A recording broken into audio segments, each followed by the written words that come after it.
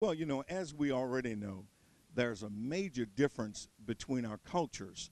And because cultures are different, we have to make them feel comfortable within the context of our culture. So we must understand where they're coming from. We must know what their cultural values are. We need to know their religious take.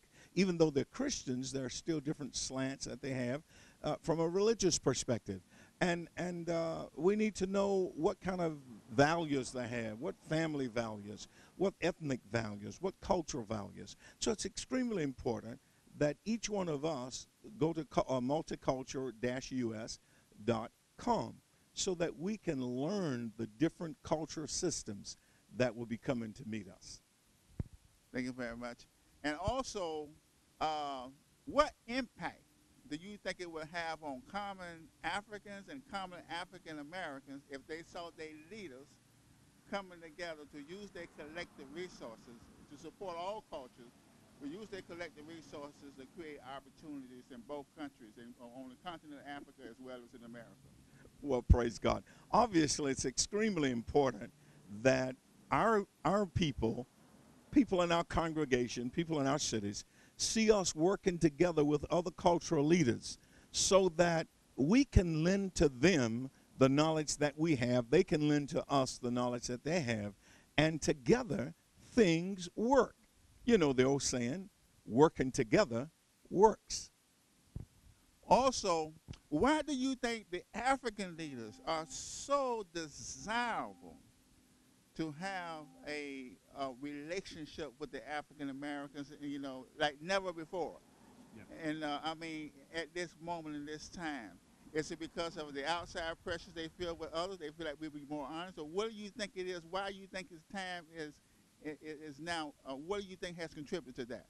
Well, I think a lot has. First of all, we're Americans, and because we're Americans, they see us as having the corner on the market in almost every area of endeavorment. They see us as being exceedingly rich. Now, we know better, but they see us as being very rich. They see us as being an answer for them. Well, the truth of the matter is we're rich in many things, but one of the things we're not rich in, that is as parents. Our children are totally out of control, yet their children are under total control. Their children grow up to be men and women of value. They trust themselves. They trust their parents. So one of the things that will happen in this exchange process is that we can find out what is it they're doing different from what we're doing in raising our children. The second thing is they can see what we're doing from commerce point of view. And more especially, they're coming to us because they see us as the Josephs. They see us as the brothers that they sent into slavery. They see us as those that have ascended to the highest office in all of the world, the presidency of the United States. They see us as being adjutants of President Barack Obama. And therefore, we're the brothers, we're the Josephs, we're the ones that can lead them away from poverty and into pleasure. Yes, and also, one other quick question. Now that we know they're coming back to Tampa to be with us, what could you say to African American leaders as well as African American citizens about going to our site to get prepared, and what can we do to encourage how important it is for African American leaders, both local, state, and national leaders, to attend this event to meet with the Africans who control so much natural resources and have so much opportunity under their control?